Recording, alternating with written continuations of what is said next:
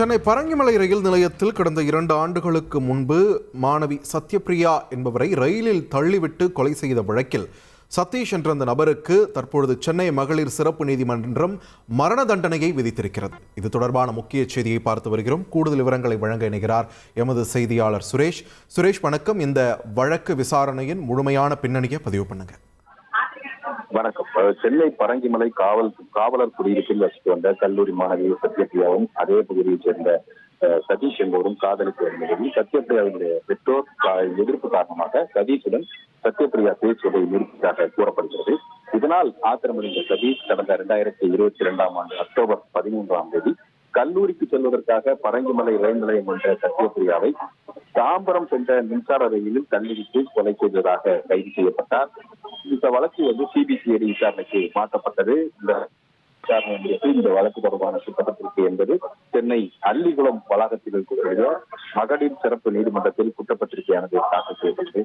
இந்த வழக்கை விசாரித்த நீதிபதி ஸ்ரீதேவி இந்த வழக்கை விசாரித்தார். விசாரணையில் சிபிசிஐடி தரப்புல 70 சாட்சிகள் விசாரணை செய்யப்பட்டனர்.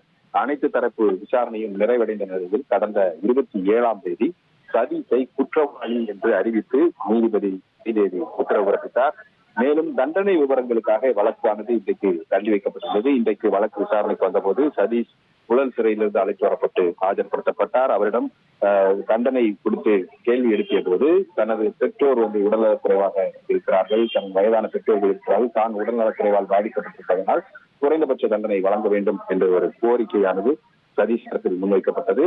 இதை தொடர்ந்து இந்த வழக்கில் தீர்ப்பளித்த நீதிபதி 302, அதாவது முந்தைய இந்திய தண்டனை சட்டத்தின் பிரிவின் கீழ் 302 கொலை குற்றச்சாட்டின் கீழ் அவருக்கு தூக்கு தண்டனை விதித்து நீதிபதி தீர்ப்பளிக்கிறார். அதே சமயம் பின்தொடர்ந்து கொள்ளை செய்ததாக பதிவு செய்யப்பட்ட அந்த புகாரின் அந்த சட்டப்பிரிவின் கீழ் சதீஷுக்கு 3 ஆண்டுகள் சிறை தண்டனையும் 10,000 ரூபாய் அபராதமும் விதித்து நீதிபதி உத்தரவு பிறப்பித்திருக்கிறார். மேலும் இந்த தீர்ப்பை பொறுத்த வரைக்கும் அந்த தூக்கு தண்டனையானது அந்த 3 ஆண்டுகள் சிறை தண்டனைக்கு பிறகுதான் அந்த தூக்கு தண்டனை நிறைவேற்ற வேண்டும் என்றும், அந்த தூக்கு தண்டனை நிறைவேற்றுவது என்பது உயர்நீதிமன்றம் அதை உறுதி செய்த பிறகுதான் அந்த தூக்கு தண்டனை நிறைவேற்ற வேண்டும் என்றும் நீதிபதி ஸ்ரீதேவி தன்னுடைய தீர்ப்பில் தெரிவித்துள்ளார்.